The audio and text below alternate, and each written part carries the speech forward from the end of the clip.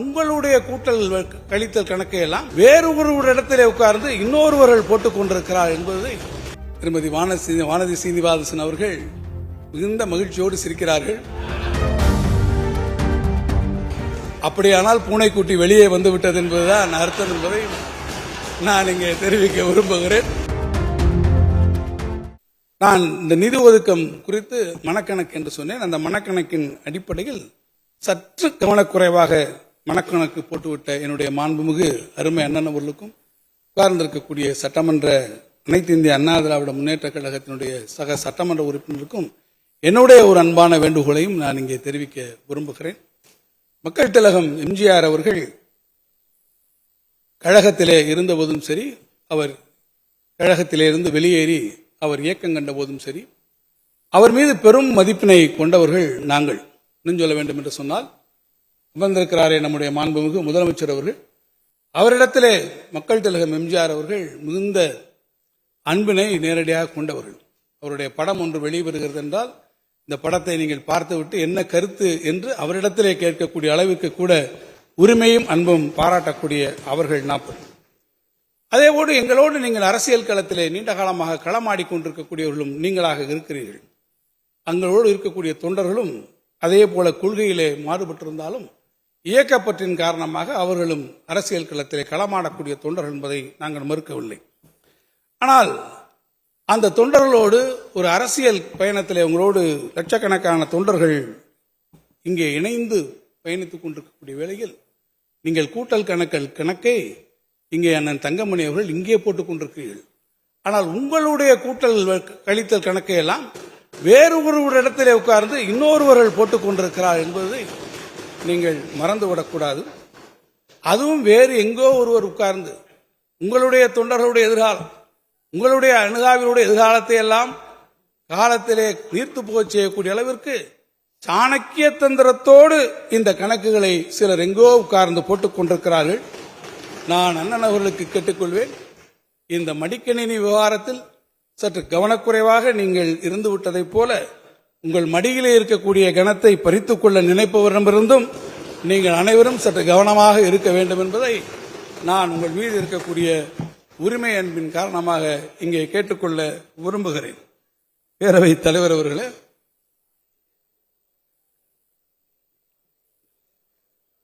நம்முடைய மாண்புமிகு உறுப்பினர் திருமதி வானதி சீனிவாசன் அவர்கள் மிகுந்த மகிழ்ச்சியோடு சிரிக்கிறார்கள். அப்படியானால் பூனைக்குட்டி வெளியே வந்துவிட்டது என்பதுதான் அர்த்தம் என்பதை நான் இங்கே தெரிவிக்க விரும்புகிறேன். பேரவைத் தலைவர் அவர்களே, அதேபோல இந்த அவையிலே தமிழர் நிதி நிர்வாகம் தொன்மையும் தொடர்ச்சியும் என்கின்ற ஒரு புத்தகம் இங்கே உங்களிடத்திலே வைக்கப்பட்டிருக்கிறது. முதன்முறையாக எக்கனாமிக் சர்வேயை குறித்திருக்கக்கூடிய அந்த ரிப்போர்ட் நாம் வெளியிட்டிருக்கிறோம். பொதுவாக இந்த 2 ஆவணங்களும் இன்றைக்கு பரவலான வரவேற்பை எல்லா தரப்பிடத்திலிருந்தும் பெற்றிருக்கிறது. இந்த ஆவணங்கள் மிகுந்த முயற்சிக்கு பிறகு, ஏறத்தாழ 4 மாத கால உழைப்பிற்கு பிறகு இன்றைக்கு உருவாக்கப்பட்டிருக்கிறது என்று சொன்னால் அதை வழிகாட்டிய பெருமை நம்முடைய மாண்புமிகு முதலமைச்சர் அவர்களுக்கு இருக்கிறது. இந்த 2 ஆவணங்களும் மிகப்பெரிய அளவிலே உருவாக்கப்படுவதற்கு உள்ளபடியே நீங்கள் சொல்ல வேண்டும் என்று சொன்னால், தன்னுடைய இயல்பினால் தன்னுடைய முகம் காட்ட மறுக்கக்கூடிய நம்முடைய மதிப்பிற்குரிய நிதித்துறையினுடைய செயலாளர் அவர்களே அவருக்கு ஆசிரியர் பொறுப்பாகவும் அதில் இருந்து இந்த 2 ஆவணங்களையும் மிக சிறப்பாக அவர்கள் உருவாக்கியிருக்கிறார்கள். நான் இந்த நேரத்தில் உங்கள் அனைவரின் சார்பில் நிதித்துறை செயலாளர் திருமிகு உதயச்சந்திரன் ஐஏஎஸ் அவர்களுக்கு, அவரோடு இணைந்து பணியாற்றிருக்கக்கூடிய குழுவினருக்கும் நான் என்னுடைய நெஞ்சார்ந்த நன்றியினை தெரிவித்துக் கொள்ள விரும்புகிறேன். இந்தியாவில் இதே போன்ற ஒரு திட்டம் மேற்கு வங்காளத்தில், மத்திய பிரதேசத்தில், கர்நாடகா மற்றும் மகாராஷ்டிரா போன்றிருக்கக்கூடிய மாநிலங்களில் இதே போன்றிருக்கக்கூடிய திட்டங்களை செயல்படுத்தி வருகிறார்கள். அண்மையிலே வந்திருக்கக்கூடிய சில நாளேடுகளுடைய செய்திகளின் அடிப்படையில் நாம் பார்ப்போம் என்று சொன்னால், மகாராஷ்டிரா மாநிலத்தில் அறிவிக்கப்பட்டிருக்கக்கூடிய இந்த திட்டத்தில் அவர்கள் எதற்காக அறிவித்தார்கள்? மகாராஷ்டிரா மாநிலத்தில் தேர்தல் வருகிறது என்று அறிவித்தார்கள். அதை அறிவித்ததற்கு பிறகு தேர்தல் முடிந்தவுடன் ஜெயித்த கையோடு அங்கே அமைந்திருக்கக்கூடிய பிஜேபி அரசாங்கம் என்ன செய்தார்கள் தெரியுமா?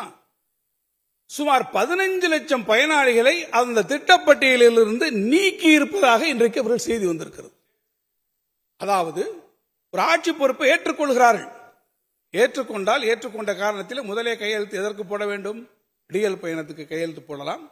தலைவர் கலைஞர் அவர்கள் இருக்கிற போது சத்துணவிலே முட்டை அளித்து கையெழுத்து போட்டார்கள். இப்படி நாட்டு மக்களுக்காக நன்மை செய்யக்கூடிய திட்டங்களுக்கு கையெழுத்து போடலாம். ஆனால் 15 லட்சம் பேரை ஒரேடியாக ஒரே கையெழுத்திலே வெளியேற்றி இருக்கிறார்கள் இன்றைக்கு இந்த பட்டியலில் இருந்து பிஜேபி அரசாங்கம் என்பதை நான் சொல்லவில்லை. நண்பர்களே, நாட்டிலே வரக்கூடிய நல்லேடுகள் பல இன்றைக்கு தெரிவித்திருக்கிறார்கள். அப்படி அவர்களை வெளியேற்றுவதன் காரணமாக மகாராஷ்டிர மாநிலத்தினுடைய வருவாய் பற்றாக்குறையை அவர்கள் 46,000 கோடியாக குறைத்திருக்கிறோம் என்று இதில் பெருமை வேறு பட்டிருக்கிறார்கள். ஆனால் தமிழ்நாட்டிலே மகளிர் உரிமை தொகை மட்டுமல்ல, கலைஞர் கனவு இல்லம், புதுமை பெண், தமிழ் புதல்வன், விடியல் பயணம் என்று பல்வேறு நலத்திட்டங்களை நாம் செயல்படுத்தியதற்கு பிறகும் கூட வருவாய் பற்றாக்குறையை நாம் இன்றைக்கு 69,000 கோடியிலிருந்து 41,000 கோடியாக குறைத்துதான் நாம் வந்திருக்கிறோம் என்று சொன்னால் அது மாண்புமிகு முதலமைச்சர் அவர்கள் கொடுத்திருக்கக்கூடிய நிதி மேலாண்மைக்கு நல்ல சான்றாக இருக்கும். அதை போல மகளிர் அவர்களுக்காக கட்டப்பட்டிருக்கக்கூடிய தோழி மகளிர் விடுதிகள், தொழிற்சாலையில் கட்டப்படக்கூடிய தங்கும் விடுதிகள் ஆகிய திட்டங்கள் இன்றைக்கு தேசிய அளவிலே கவனம் பெற்றது மட்டுமல்ல, ஒன்றிய அரசு சமீபத்திலே வெளியிட்டிருக்கக்கூடிய நிதிநிலை அறிக்கையிலும் கூட அவை இடம்பெற்று இந்த திட்டங்கள் பாராட்டப்பட்டிருக்கிறது என்பதை நாம் அனைவரும் அறிந்திருக்கிறோம். பேரவைத் தலைவர்களே, நாட்டில் தேசிய அளவில் தொழிற்சாலைகளில் பணிபுரியும் பெண்களில் 42% பெண்கள் தமிழ்நாட்டில் உள்ள தொழிற்சாலைகளே இன்றைக்கு பணிபுரிந்து கொண்டிருக்கிறார் என்பது நமக்கெல்லாம் பெருமை தரக்கூடிய ஒரு செய்தி. 2011-2021 வரையிலான 10 ஆண்டுகளில் 29 அரசினர் தொழிற்பயிற்சி நிறுவனங்கள் ITIக்கள் உங்கள் ஆட்சி காலத்தில் நிறுவப்பட்டிருக்கிறது. அதே வேளையில் கடந்த 4 ஆண்டுகளில் மட்டும் நம்முடைய திராவிட மாடல் ஆட்சி பொறுப்பேற்றுக் கொண்டிருக்கக்கூடிய இந்த காலகட்டத்தில் 42 தொழிற்பயிற்சி அரசினர் தொழிற்பயிற்சி நிறுவனங்கள் தமிழ்நாடு மற்றும் நிறுவப்பட்டு, அது மட்டுமின்றி அதிநவீன தொழில்நுட்ப 4.0 டெக்னாலஜி அடிப்படையில் தமிழ்நாடெங்கும் உள்ள 71 அரசினர் தொழிற்பயிற்சி நிறுவனங்கள் ITIக்கள் இன்றைக்கு தரம் உயர்த்தப்பட்டிருக்கின்ற என்பதையும் நான் பெருமையோடு இங்கே சொல்வேன். ஒன்றிய அரசு நீட் கவுட் போன்றிருக்கக்கூடிய பள்ளி மாணவர்களை தொடர்ந்து சிக்கல்களுக்கு உருவாக்கக்கூடிய நவீன கல்லூரி குலக்கல்வி திட்டத்தை இன்றைக்கு நம் மீது திணித்துக் கொண்டிருக்கிறது. இதனால் கிராமப்புறங்களில் உள்ள ஏழை எளிய குடும்பங்களைச் சார்ந்த முதல் தலைமுறை மாணவர்கள் உயர்கல்வி கற்பது தடைபடும் என்று பல ஆண்டுகளாக தமிழ்நாடு குரல் வெளியிட்டு வருகிறது. இருந்தாலும் கூட ஒன்றிய அரசு அதற்கு செவிசாய்க்கவில்லை என்பது வருத்தத்திற்குரியது. ஆனால் அதற்கு மாற்றாக இந்தியாவிலேயே அதிக அளவிலே உயர்கல்வி சேர்க்கை மிகுந்த மாநிலமாக திகழ்ந்திடும் நம் தமிழ்நாட்டின் சாதனை திட்டங்களாக 4 லட்சம் பேர் பயன்பெறும் புதுமை பெண் திட்டம் மற்றும் 3.8 லட்சம் பேர் பயன்பெறும் தமிழ் புதல்வன் ஆகிய திட்டங்களை தமிழ்நாடு முதலமைச்சர் அவர்களால் சீரிய முறையில் அறிமுகப்படுத்தப்பட்டு செயல்படுத்தப்பட்டு வருகிறது என்பதை இந்த மாமன்ற உறுப்பினர்கள் நன்றாக அறிவார்கள். தமிழ்நாடு எங்கும் ஒவ்வொரு ஆண்டும் புதிய கல்லூரிகள், அனைத்து கல்லூரிகளிலும் ஆர்டிபிஷியல் இன்டெலிஜென்ஸ், டேட்டா அனாலிசிஸ் போன்ற நவீன படிப்புகள் உயர்கல்வியை சமூகத்தின் அடித்தட்டு மக்களுக்கும் கொண்டு சேர்ப்பதை தாரக மந்திரமாக கொண்டு தமிழ்நாடு அரசு இயங்கி வருகிறது. ஒன்றிய அரசினுடைய நவீன குலக்கல்வி திட்டத்தை ஒன்றிய அரசு செயல்படுத்தி வரக்கூடிய இந்த வேளையில் தமிழ்நாடு எல்லோருக்கும் எல்லாம் என்கின்ற முழக்கத்தை முன்வைத்து தமிழ்நாட்டை வெற்றி பாதையிலே முன்னேற்றிக் கொண்டிருக்கிறது என்பதை நான் இங்கே தெரிவிக்க விரும்புகிறேன்.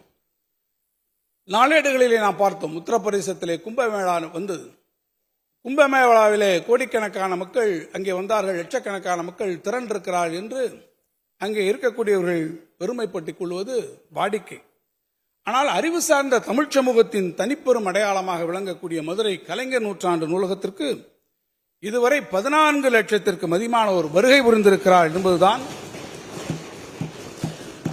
இந்த திராவிட மாடல் ஆட்சியை நடத்தி கொண்டிருக்கக்கூடிய எங்களுக்கு பெருமை.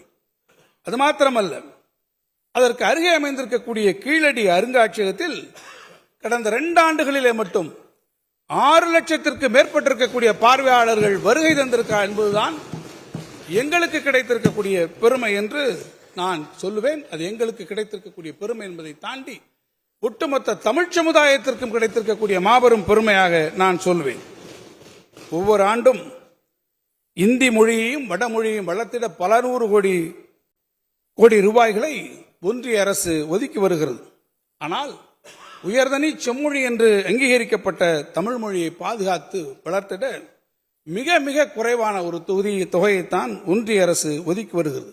ஆனால் நாங்கள் அதை குறித்தெல்லாம் கவலைப்படாமல் இந்த மொழியை வளர்த்திட மட்டுமின்றி தமிழ் மொழியின் சிறப்பை உலகெங்கும் கொண்டு செல்ல எவ்வளவு நிதியையும் நாங்கள் ஒதுக்கி பணியாற்ற தயாராக இருக்கிறோம் என்பதை நான் இந்த மன்றத்தில் திட்டவட்டமாக தெரிவிக்க விரும்புகிறேன். செய்திகளை உடனுக்குடனும் துல்லியமாகவும் தெரிந்து கொள்ள சப்ஸ்கிரைப் பண்ணுங்க.